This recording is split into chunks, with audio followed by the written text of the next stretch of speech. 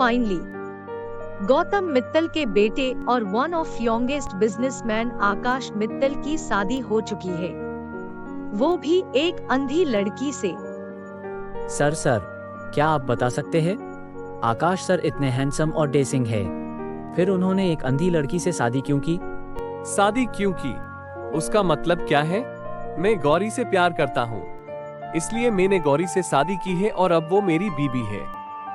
So please Gauri को अंधी बुलाना बंद कीजिए और यहाँ से चले जाइए।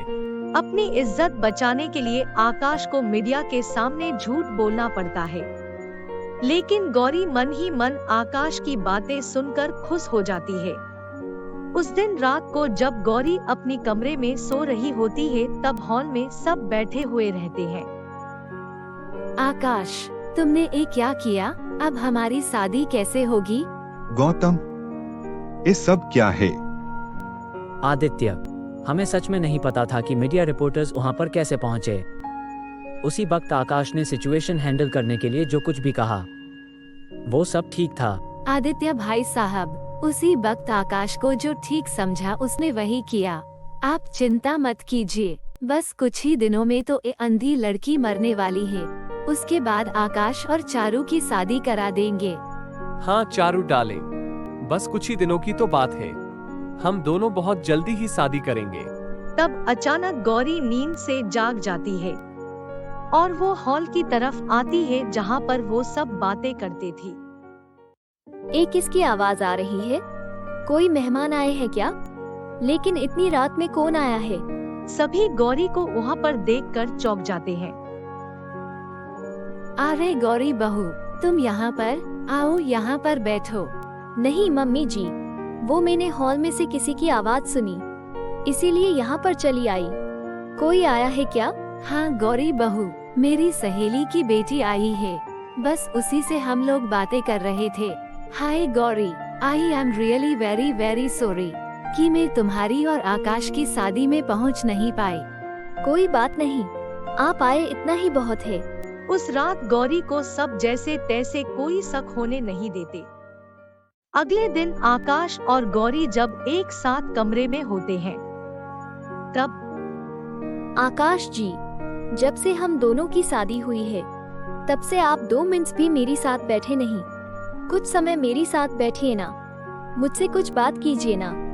एक्चुअली गौरी, मैं भी तुमसे बहुत सारे बातें करना चाहता हूँ, पर क्या करूँ, मेरा एक मीटिंग है और मैं मीटिंग के लिए लेट हो रहा हूँ।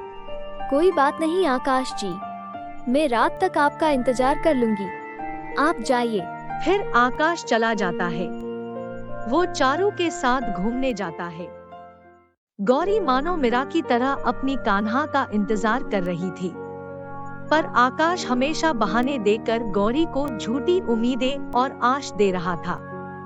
एक दिन जब आकाश का बर्थडे थी, तब वहाँ पर सब मौजूद होते हैं। तब पार्टी के बीच में आकाश और चारू बंगलों की टेरेस में जाते हैं और वहाँ जाकर, चारू बेबी, आज तो मेरा बर्थडे है और इस बर्थडे में तुम मुझे बर्थडे गिफ्ट नहीं दोगी? Birthday gift? कौन सा बर्थडे गिफ्ट? ज्यादा नखरे करने की कोई जरूरत नहीं है, वरना मुझे बर्थडे गिफ्ट लेना बहुत अच्छी तरह आता है। अच्छा जी, तो लेकर दिखाओ। चारू हंसते हंसते दौड़ने लगती है और आकाश उसके पीछे पीछे भागता है। चारू, रुको तो बेबी। तभी अचानक से गौरी टेरेस में पहुंच जाती है और वो चारू और आकाश के हंसने की आवाज सुन लेती है। ये आवाज तो आकाश जी की है, लेकिन उनके साथ ये लड़की कौन है? पकड़ लिया, अब भाग कर देखो मेरी चगुल से। अच्छा बाबा, ले लो अपनी बर्थडे गिफ्ट। और दोनों एक दूसरे के साथ रोमांस करने लगते हैं। तभी गौरी वहाँ पर आ जाती है। गौरी को देखकर दोनों हैरान होते हैं। आकाश जी, आपके साथ कौन है? आप किसके साथ इतने जोर से हंस रहे हो? गौरी, मेरी बचपन का दोस्त आई है, हम बस गपशप कर रहे थे, तुम भी आओ ना। गौरी, तुम भले ही अंधी हो, लेकिन तुम रूप रंग में बहुत ही सुंदर हो। थैंक यू दी। और एक बात दी, आपकी आवाज तो हुबहू माँ जी की सहेली की बेटी की तरह है। ये कैसे हो सकता है? गौरी की बातें सुनकर आकाश और चारू की बोलती बंद हो जाती है। वो दोनों को समझ में नहीं आता कि वो क्या कहे। अरे, ये दुनिया इतनी बड़ी है और हर किसी की आवाज में थोड़ी बहुत वेरिएशन तो होते हैं। हो सकता है आवाज सम साउंड करती हो, ही ना गौरी? छोड़ो ना ये सारी बातें। चलो गौरी, मुझे तुम्हारी साथ फोटो क्लिक करना है। ठीक है आकाश जी, चलिए। आकाश गौरी का हाथ पकड़कर वहाँ से चला जाता है। ये देखकर चारू को बहुत गुस्सा आता है। पता नहीं ये अंधी कब मरेगी और कब मैं आकाश से शादी करूंगी। मुझे बस आकाश और उसके पैसे से मतलब है। पापा और मेरा एक ही सपना है, गौतम मित्तल से डील करके उनके एम्पिरियर को अपना करना है। पूरा मित्तल परिवार गौरी को धोखे में रख रहा था। बेचारी गौरी उनके धोखे को सच मान रही थी। एक दिन अचानक से गौरी की तबीयत खराब हो जाती है और तभी वो आकाश से कहती है, आकाश जी, क्या आप थोड़ी देर मेरे पास बैठ सकते हैं? मेरी तबीयत ठीक नहीं लग रही है, मन में बेचैनी सा लग रहा है। क्या आप मुझे थोड़ी समय दे सकते हैं? अरे यार, ये अंधी औरत ने तो सच में मेरा जीना दुश्वार करके रखा है। आकाश जी, आप हो ना यहाँ? आकाश जी।